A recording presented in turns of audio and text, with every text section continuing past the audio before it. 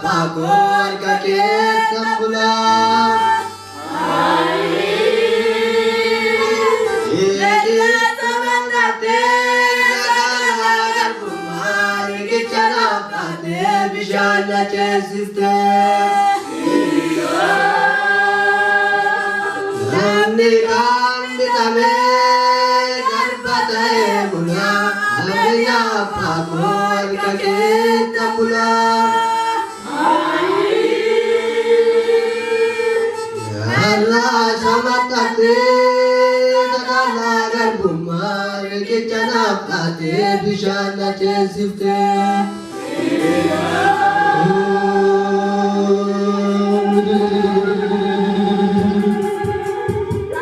Jangan kau berkecuali tabe, mari dia kota karena nangka tabe. Akan dizamina kangkara nabasu, adili roti kekan databal kasu. Akan dizamina kangkara nabasu, adili roti kekan databal. Akan dizamina kangkara nabasu, adili roti kekan databal kasu.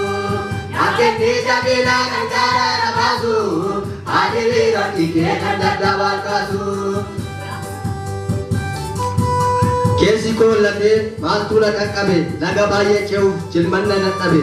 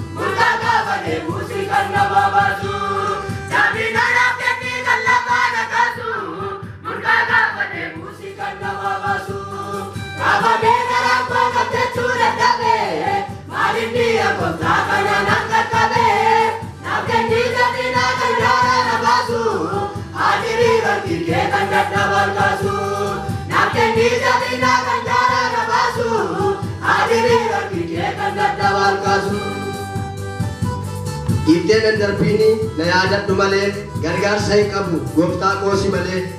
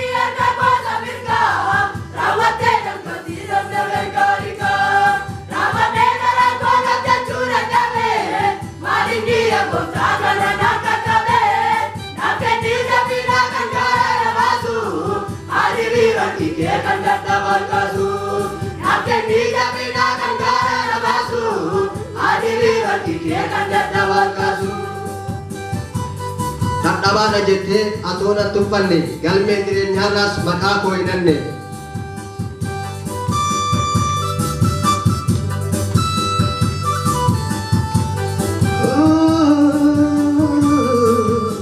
hallelujah.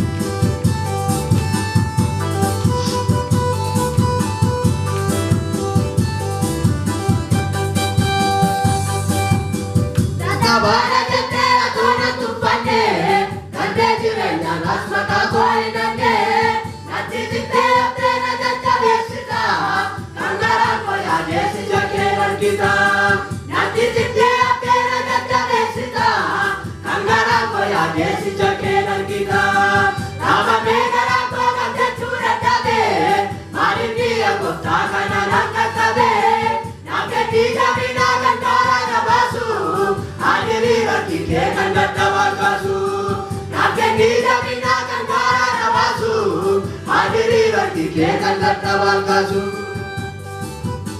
Goftana dabarsi kiyo dinota ko ansidu kapua pada jirenya ko